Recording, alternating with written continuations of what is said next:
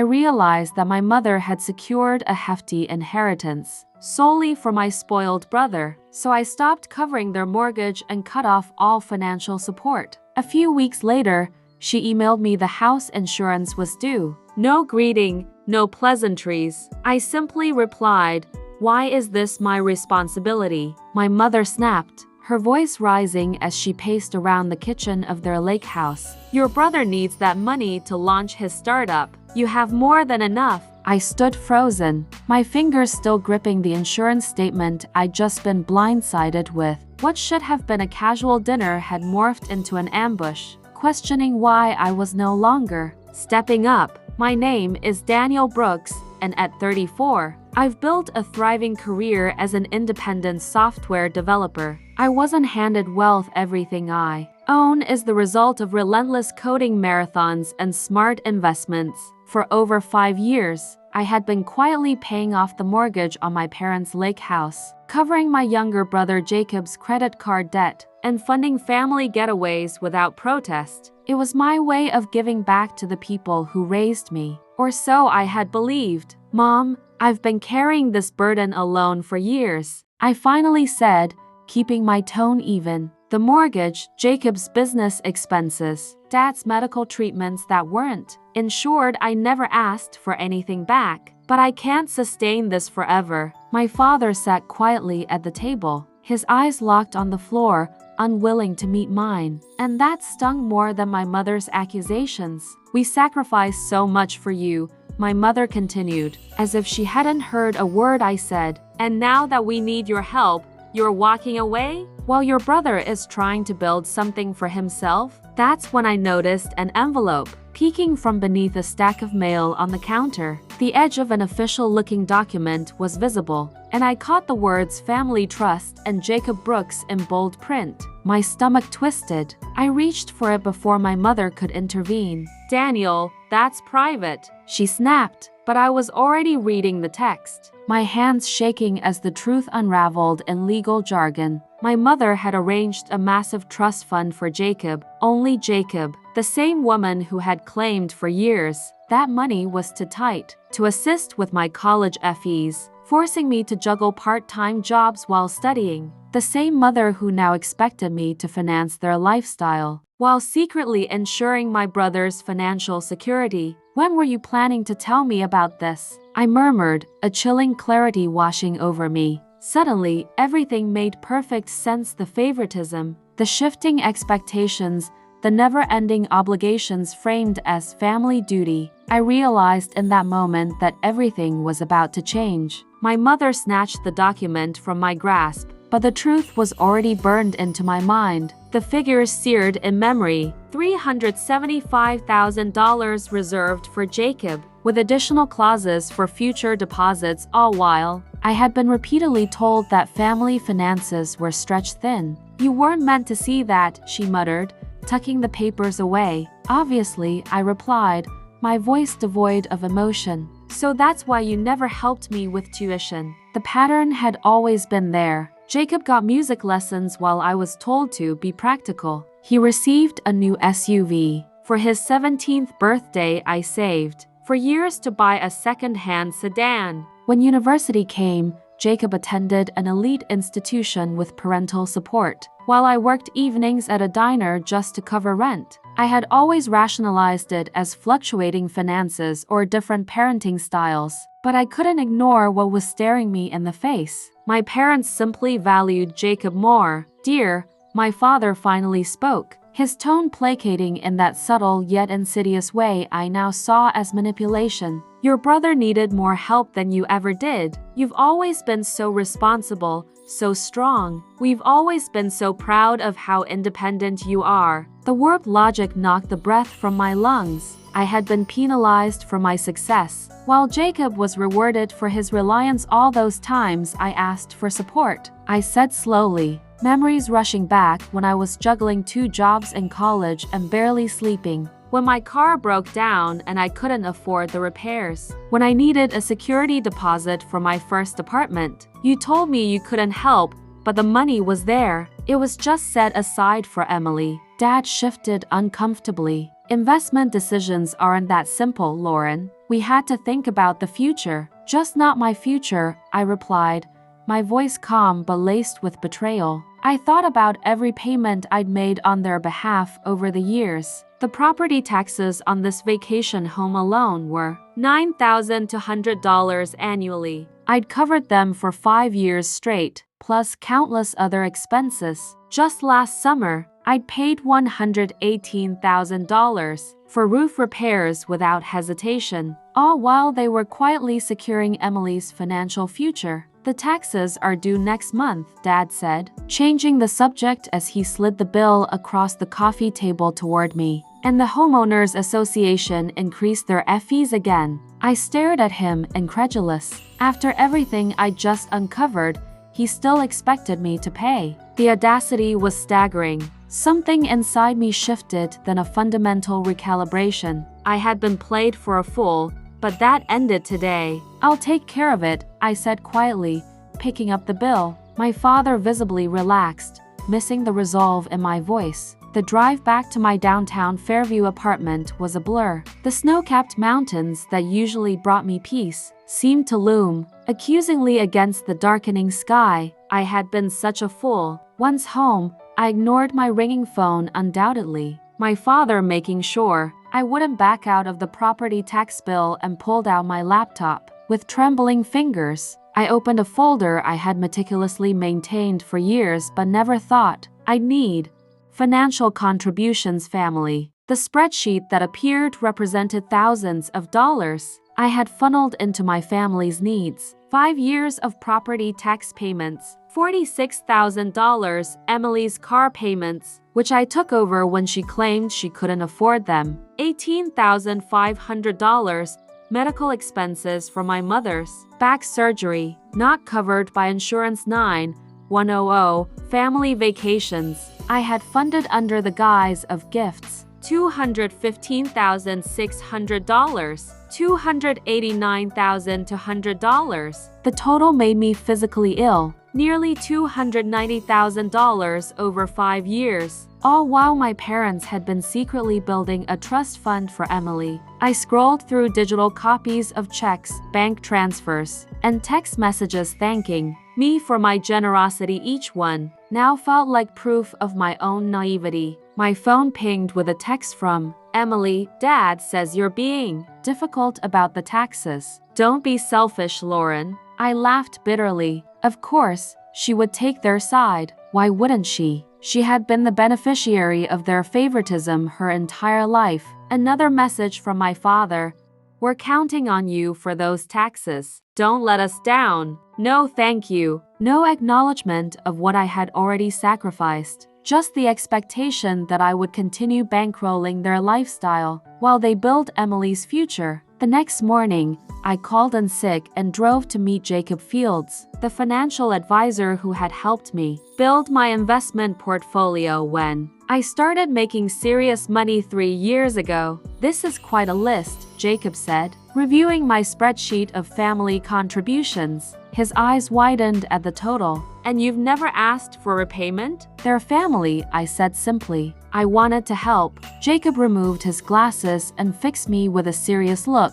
Lauren, your generosity is admirable, but this is unsustainable. You're hindering your own financial future while enabling dependence. This isn't healthy for any of you. I know that now, I said quietly. I just discovered they created a substantial trust fund for my sister while letting me shoulder all these expenses. Jacob's expression darkened. That changes things. For the next 2 hours, we developed a plan. I would need documentation, notarized statements of all my contributions, formal receipts, a complete accounting of everything I'd given. Jacob recommended his colleague, a forensic accountant named Victor Ramirez, who specialized in financial disputes. Are you sure you want to go down this road? Jacob asked as our meeting concluded. Family conflicts over money can get ugly fast. I thought about the trust fund document, about years of being told there wasn't enough to help me while Emily received everything, about the property tax bill my father had pushed across the table with the casual expectation that I would handle it. I'm sure, I said, my voice stronger than it had been in days. It's time they understood exactly what I've been contributing all these years, and what happens when that contribution stops. As I left Jacob's office, I felt something I hadn't experienced in years when it came to my family: power. 1 week after discovering the trust fund, I sat in Victor Ramirez's office, surrounded by stacks of papers. The forensic accountant had been methodically organizing my financial contributions to the Carter family over the past 5 years. "Your documentation is impressively thorough," Victor noted, sorting through bank statements and receipts. "Most people don't keep records this detailed." My background as a financial analyst had instilled good record-keeping habits. Every transaction, every transfer, every expense, all meticulously tracked and categorized. "So, what's the total damage?" I asked, bracing myself. Victor slid a document across his desk. The final tally was even worse than my initial calculations: $118,745. The additional $14,915 comes from interest you've lost by diverting these funds from your own investments, he explained. "Based on your portfolio's performance over this period, that's a conservative estimate." I nodded, feeling a strange mix of vindication and grief. The numbers made the betrayal concrete, undeniable. "What now?" I asked. "That depends on what you want," Victor replied. "If you're seeking legal restitution, we could build a case, though family financial matters can be complicated without written agreements. If you're simply documenting this for your own closure, or as leverage in family discussions, we can prepare a comprehensive financial statement." "The second option," I said. For now. As Victor prepared the documentation, my phone buzzed with text messages. "Dad, haven't received the tax payment yet. Due date is approaching. Emily, Dad says you're being difficult about money after all they've done for you." "Really, Lauren?" I silenced my phone without responding. Let them wonder. 3 days later, I received a notarized financial statement from Victor's office. The document detailed every cent I'd contributed to my family over the past 5 years, categorized by recipient, purpose, and date. It included a calculation of lost investment opportunity and a statement from Jacob Fields verifying the legitimacy of the analysis. That same evening, I received a call from my mother. "Lauren, your father is concerned about the property tax payment," she began, her voice carefully modulated to hide any tension. "The due date is next week." "I know when it's due, Mom." "Well, will you be handling it? You've always been so reliable about these things." The casual assumption in her voice ignited something in me. 5 years of payments without a single thank you. 5 years of giving while they quietly secured my sister's financial future. "Not this time," I said quietly. A long pause. "What do you mean?" "I'm not paying the property taxes anymore, or any other family expenses, but we're counting on you. The money is already allocated elsewhere." Her voice had a frantic edge now. "To Emily's trust fund, you mean?" The words hung in the air between us. Another long silence. "Your father told me you saw that, Lauren. You have to understand." "I understand perfectly, Mom," I cut in. "I understand that. I've contributed nearly $120,000 to this family over the past 5 years while you and Dad kept telling me there wasn't enough to help with my college tuition or even a down payment for my first home. I understand that I've been financing your lifestyle while you've been securing Emily's future. That's not fair," she protested weakly. "No, it's not," I agreed. "And I'm done with it." I ended the call and shut my phone off completely, knowing the real storm was yet to come. My father wouldn't take this lying down. He had always viewed my financial support as an obligation, not generosity. The next morning, I opened my laptop and made 3 significant changes. 1. I canceled the automatic payment for Emily's car. 2. I removed myself as an authorized payer on all family accounts. 3. I transferred $120,000 from my brokerage account into a new, separate investment fund labeled My Future. For the first time in years, I felt unburdened. The weight of constant family financial expectations lifted from my shoulders. The fallout, it was swift and explosive. By noon, my phone was bombarded with messages. I finally turned it back on during my lunch break, watching notifications flood my screen with a strange detachment. Emily had called 7 times before sending a string of increasingly frantic texts. Emily, what the hell, Lauren? The bank says my car payment was declined. Are you trying to ruin my credit score? I have plans this weekend. Dad, we don't understand why you're doing this. Whatever's upset you, we can talk about it. Please call us back. Emily, Dad is furious. Fix this now. No recognition of the trust fund issue. No acknowledgement of the years of financial support I'd given. Just pressure to resume the status quo. I was composing a measured response when my intercom buzzed. The building security guard's voice came through the speaker. Miss Carter, your father is here. He's demanding to see you. He's quite insistent. My stomach tightened. Tell him I'm not available. I hung up, my hands gripping the counter as I exhaled slowly. Then, a new message appeared. This one from Thomas, my cousin. Thomas, I heard what happened. You were always the responsible one, Lauren. They took advantage of that. You don't owe them anything. I stared at my phone. I had always assumed no one else in the family noticed the disparity. The validation from Thomas was unexpected and deeply affirming. The doorbell rang at 7:00 p.m. I checked the peephole. Emily stood there, arms crossed, foot tapping impatiently. I opened the door but blocked the entrance. What do you want? What do I want? She repeated, incredulous. I want you to explain why you're suddenly acting insane. My car payment bounced. Dad says you're refusing to pay the property taxes. And what the hell, Lauren? I'm still trying to find my path at 31, Emily. Meanwhile, I've been paying your car payments and covering family expenses like some kind of unlimited ATM. She flushed. You never complained before. Because I didn't know I was being manipulated. I didn't know that while I was draining my accounts to help the family, Dad was funneling money into your trust fund. It's not that much money, she mumbled. To 75,000 is a significant amount. Her eyes widened. How do you know the exact? I saw the document. A beat of silence passed between us. She still couldn't comprehend why I would stop financially supporting the family. They have options, I said.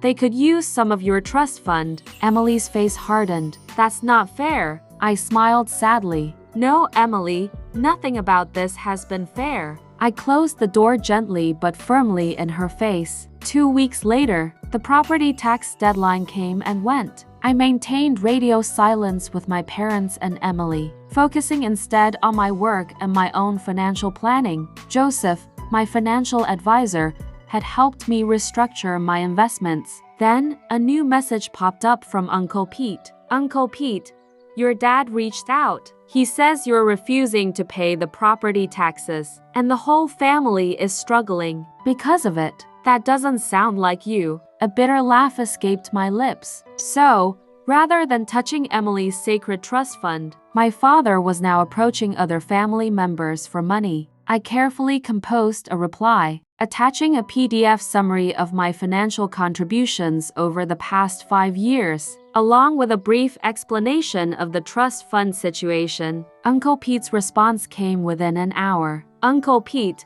holy hell, Lauren, I had no idea. Uncle Pete, no one did. Greg's been telling everyone you're selfish, that you're refusing to pay out of spite. Uncle Pete, he's trying to guilt you into covering the late fees and penalties. 2. Uncle Pete, they're framing it as you deliberately damaging the family legacy. The audacity was breathtaking. Then another text, this one from Thomas, my cousin. Thomas, are you going to this family meeting on Saturday? Thomas, because you should. I'll be there. Thomas, you need to set the record straight. I'll back you up. Anxiety churned in my stomach, but I knew he was right. Confronting my father in front of the extended family would be difficult but maybe necessary. Saturday, the family meeting. I arrived dressed professionally, my briefcase in hand. Emily sat beside my mother on the sofa, both looking uncomfortable. My father recovered quickly. "I'm glad you decided to join us," he said smoothly. "We were just discussing the vacation home situation."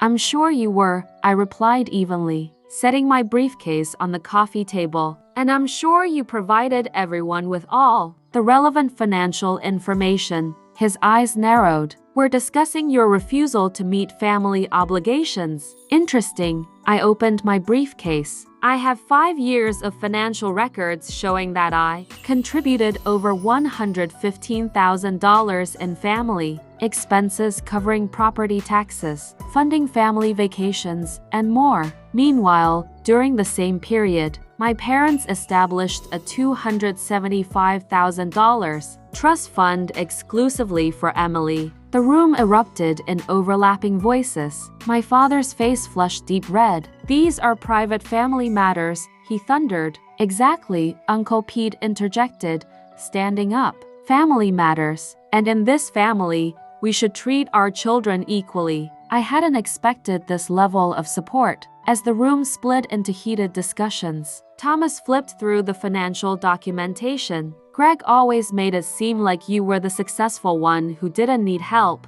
Uncle Pete said, shaking his head. "But this isn't right. The Silverwood retreat has been part of our extended family memories for years. If you've been paying those taxes all this time, you should have some ownership stake." I hadn't considered that before. The vacation home was titled solely in my parents' names, despite my years of financial contributions. "I don't want the house," I said, my voice steady. "I just want them to recognize the imbalance, the unfairness." The call from my mother came just after midnight. "Lauren," she said, hesitant, "your father isn't handling this well. Silverwood Retreat means everything to him." "More than treating his daughters equally?" I asked. Her silence was telling. "Mom, I've contributed nearly $115,000 to this family. Dad created a $275,000 trust fund for Emily without ever offering me similar support. The disparity is glaring." "I know," she admitted quietly. "I've always known it wasn't right, but your father makes the financial decisions." "I understand," I said, "but this is something I won't ignore anymore." The next day, my phone buzzed with a message from Emily. "Emily, is it true?" "Emily, $115,000? "Yes," I replied, every penny documented and verified by a forensic accountant. There was a long pause. Then finally, "Emily, I had no idea. Dad always said you were just helping here and there because you had extra money. He never said you were covering major expenses while he was building my trust fund." Her voice cracked on the last words. For the first time, I heard genuine remorse from her. "Emily, Lauren, I don't know what to say. I feel terrible." "It's not entirely your fault," I said. An hour later, a thick envelope arrived at my apartment.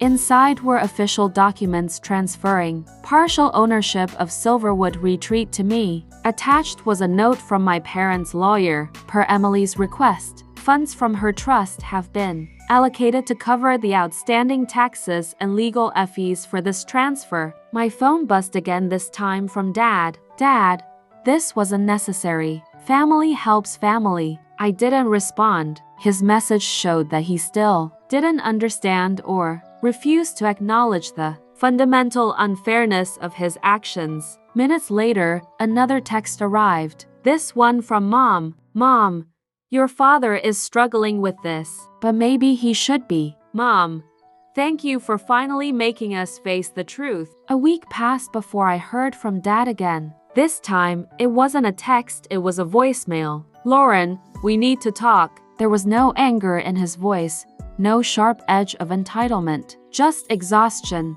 maybe even regret. I didn't call him back right away. Instead, I took a walk, the crisp air clearing my thoughts. Silverwood Retreat had once been a place I loved, a symbol of family. Now, it represented years of unacknowledged sacrifices. But maybe, just maybe, it could also mark a turning point. That evening, I finally returned his call. "Lauren," he said after a long pause. I didn't see it before. I should have. A lump formed in my throat, but I kept my voice steady. It's not just about the money, Dad. It's about respect. About fairness. You let me believe there was never enough to help me. While you built a future for Emily, do you know how that felt? He sighed. I thought you were strong enough not to need it. I let out a quiet laugh, but there was no humor in it. That's the thing, Dad. I shouldn't have had to be. Another silence stretched between us. Then,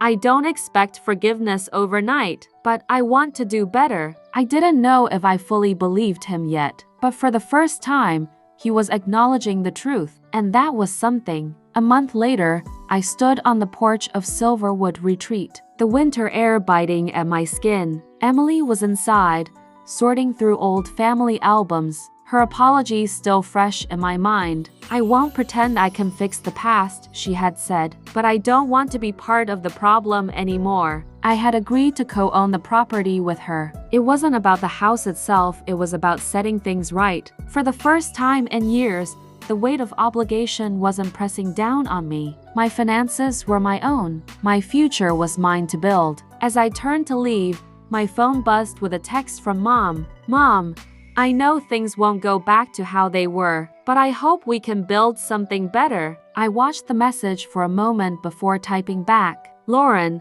I hope so too. And for the first time in years, I actually meant it.